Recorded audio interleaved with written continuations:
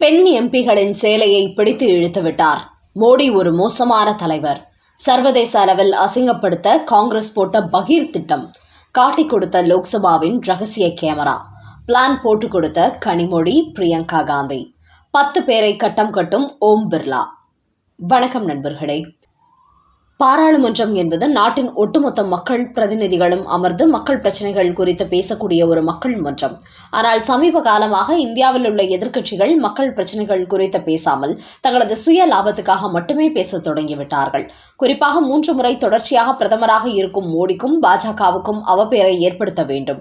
குறிப்பாக சர்வதேச அரங்கில் மோடிக்கென்று ஒரு நல்ல பெயர் ஏற்பட்டுள்ளது. அதனால் அதை அழித்துவிட வேண்டும். இந்தியாவின் பொருளாதாரம் மண்ணை கவ்வ வேண்டும்.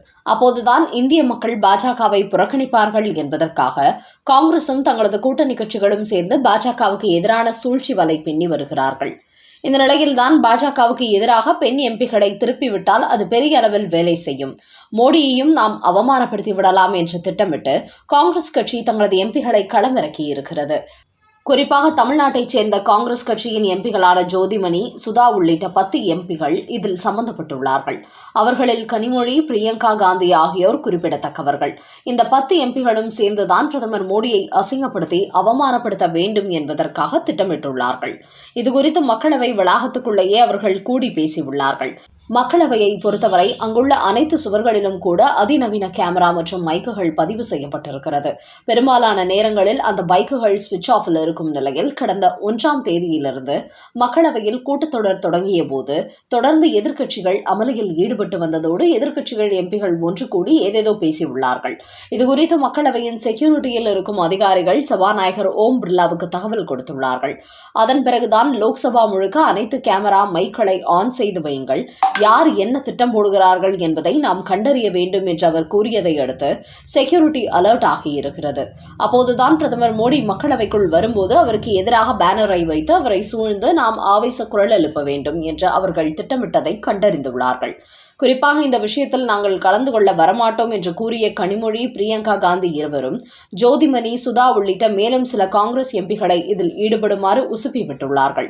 குறிப்பாக பிரதமர் மோடியை நாம் சூழும்போது நம்முடைய சேலையை பிடித்து அவர் இழுத்துவிட்டார், அவமானப்படுத்திவிட்டார், அசிங்கப்படுத்திவிட்டார் என்று கூச்சலிட்டு மோடியின் இமேஜை சர்வதேச அளவில் கெடுத்துவிட வேண்டும். மோடியால் பாராளுமன்றத்தில் பெண் எம்பிகளுக்கே பாதுகாப்பில்லை என்கிற ஒரு பிரச்சாரத்தை மேற்கொள்ள எதிர்க்கட்சிகள் திட்டமிட்டதும் லோக்சபா ரகசிய கேமராக்கள் மூலம் தெரியவந்துள்ளது. இதையடுத்துதான் பிரதமருக்கு எதிராக பெரிய அசம்பாவிதம் நிகழ்த்த இவர்கள் தயாராகிவிட்டார்கள் என்பதை புரிந்து கொண்ட சபாநாயகர் ஓம் பிர்லா அன்றைய தினம் பிரதமர் மோடியை மக்களவைக்கே வர வேண்டாம் என அறிவுறுத்தியுள்ளார். இந்த நிலையில்தான் லோக்சபா சபாநாயகர் ஓம் பிர்லா எதிர்க்கட்சி எம்பிகள் அநாகரிகமாக நடந்து கொள்கிறார்கள், அவர்களது நடவடிக்கை கடுமையாக கண்டிக்கிறேன், இந்த செயல்பாடு மீண்டும் தொடருமானால் என்னுடைய நடவடிக்கைகள் இதுவரை மக்களவை வரலாற்றில் நடைபெறாத ஒரு நடவடிக்கையாக இருக்கும் என்று கடுமையான முறையில் எச்சரிக்கை மணி அடித்திருக்கிறார்.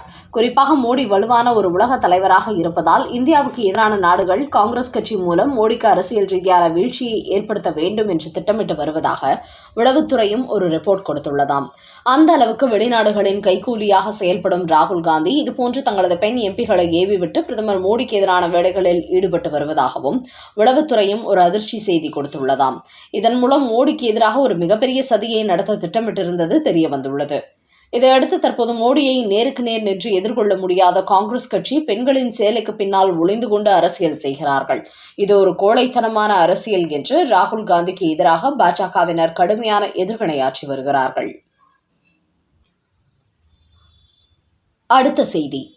மு.க. ஸ்டாலினை அலறவிட போகும் டெல்லி. விஸ்வரூபம் எடுக்கும் தீபத்தூண் விவகாரம். திருப்பரங்குன்றம் கோவிலுக்கு செல்லும் மோடி. தீபத்தூணில் தீபம் ஏற்றி வைக்க முடிவு. பாஜக வெளியிட்ட பரபரப்பு தகவல். சட்டமன்ற தேர்தல் நெருங்கிக் கொண்டிருப்பதை அடுத்து மு.க. ஸ்டாலினுக்கு பிரஷர் அதிகரித்துக் கொண்டே இருக்கிறது. நம்பர் 1 மாநிலம், நம்பர் 1 முதலமைச்சர் என்று சொல்வதெல்லாம் வேலைக்காகாது. இதை தமிழ்நாட்டு மக்கள் யாரும் நம்ப மாட்டார்கள் என்பதை புரிந்து கொண்ட மு.க. ஸ்டாலின் ஓட்டுக்கு பணம், இலவசம் குறித்த வாக்குறுதிகளை அள்ளிவிட்டால் தான் மக்களிடத்தில் ஓட்டுகளை வாங்க முடியும் என்பதை புரிந்து கொண்டார். அதன் காரணமாகவே 234 தொகுதிகளிலும் கருப்பு பணத்தை இறக்கி விடுவதற்கு திமுக தயாராகி வருவதாக பாஜக மாநில தலைவர் நயினார் நாகேந்திரன் ஒரு தகவல் வெளியிட்டுள்ளார். அவர் கூறுகையில், தமிழ்நாடு கல்வியில் சிறந்த மாநிலம் என்று கூறுகிறார் மு.க. ஸ்டாலின். ஆனால் தற்போது தமிழ்நாடு கஞ்சா விற்பனையில் முதல் மாநிலமாக உள்ளது. கடந்த தேர்தலுக்கு முன்பு அனைத்து இல்லத்தரசிகளுக்கும் 1000 ரூபாய் உரிமை தொகை என்று சொன்னவர் தேர்தலுக்கு பிறகு தகுதி வாய்ந்த மகளிருக்கு மட்டுமே என்று சொல்லி அதையும் 2 ஆண்டுகளுக்கு பிறகுதான் கொடுத்தார். அதோடு கடந்த 2 ஆண்டு பொங்கலுக்கு ரேஷன் கடைகளில் 1 பைசா கூட கொடுக்காதவர் இப்போது தேர்தல் வரப்போகிறது என்றதும் 3000 கொடுத்தார். இப்படி பல வகையிலும் அவர் ஓட்டுக்கு பணம் கொடுக்க தொடங்கி இருக்கிறார். அந்த வகையில் தேர்தலின் போது ஒரு ஓட்டுக்கு 2000 வீதம் ஒவ்வொரு எம்எல்ஏ தொகுதிக்கும் 20 கோடி கருப்பு பணத்தை அவர் இறக்கிவிடப் போவதாக ஒரு தகவல் கிடைத்திருக்கிறது. பொய் வாக்குறுதி மற்றும் பணத்தை கொடுத்தால் மக்களை ஏமாற்றி விடலாம், ஆட்சியை பிடித்து விடலாம் என்று மு.க. ஸ்டாலின் திட்டம் போடுகிறார். எய்ம்ஸ் மருத்துவமனை கட்டவில்லை என்று உதயநிதி ஸ்டாலின் செங்கலை தூக்கிக் கொண்டு தெரிந்தார். ஆனால் இப்போது பல கோடி செங்கலுடன் எய்ம்ஸ் மருத்துவமனை உயர்ந்து நிற்கிறது. விரைவில் பிரதமர் மோடி மதுரை எய்ம்ஸ் மருத்துவமனையை திறந்து வைக்கப் போகிறார். மேலும் மதுரையில் பிரதமர் மோடி பொதுக்கூட்டம் நடத்தப் போகிறார். அப்போது கண்டிப்பாக அவர் திருப்பரங்குன்றம் கோவிலுக்கு சென்று சாமி தரிசனம் செய்வார். அப்போது அவர் அங்குள்ள தீபத்தூணில் தீபம் ஏற்றி வைப்பார். இது கண்டிப்பாக நடக்கும். திமுக அரசு எத்தனை தடைகள் போட்டாலும் அது அனைத்தையும் பாஜக உடைத்து எரியும். குறிப்பாக இந்த தீபத்தூண் விவகாரத்துக்கு பிறகு திமுக மீது ஒட்டுமொத்த இந்துக்களும் கடுமையான கோபத்தில் இருக்கிறார்கள். அதனால் கடந்த காலங்களில் திமுகவுக்கு ஓட்டளித்த இந்துக்கள் இந்த முறை கண்டிப்பாக அந்த கட்சியை புறக்கணித்து விடுவார்கள்.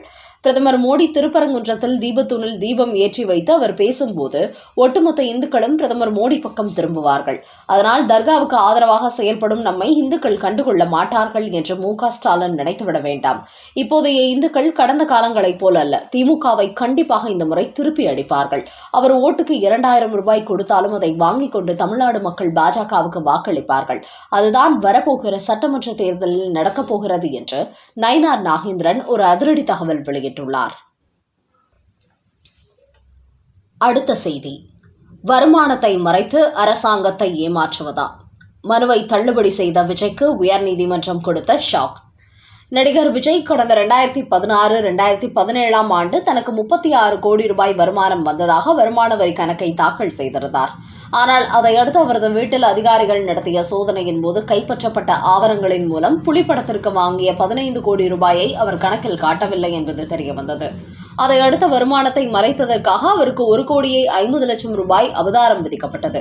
இந்த நிலையில் நடிகர் விஜய் தனக்கு அபராதம் விதித்த உத்தரவை எதிர்த்து மனு தாக்கல் செய்தார். அதுகுறித்த விசாரணை சென்னை உயர்நீதிமன்றத்தில் இன்று நடைபெற்றது. அப்போது வருமான வரித்துறை விஜய்க்கு விதித்த 1,50 கோடி அபராதம் செல்லும் என்று நீதிபதி செந்தில்குமார் அமர்வு உத்தரவிட்டுள்ளது. அதை எதிர்த்து விஜய் தாக்கல் செய்த மனுவையும் நீதிபதி தள்ளுபடி செய்து உத்தரவிட்டுள்ளார். இதன் மூலம் புலி படத்திற்கு வாங்கிய சம்பளத்திற்கான 1,50 கோடி வருமானம் வரியை விஜய் செலுத்தியாக வேண்டிய கட்டாயம் ஏற்பட்டுள்ளது.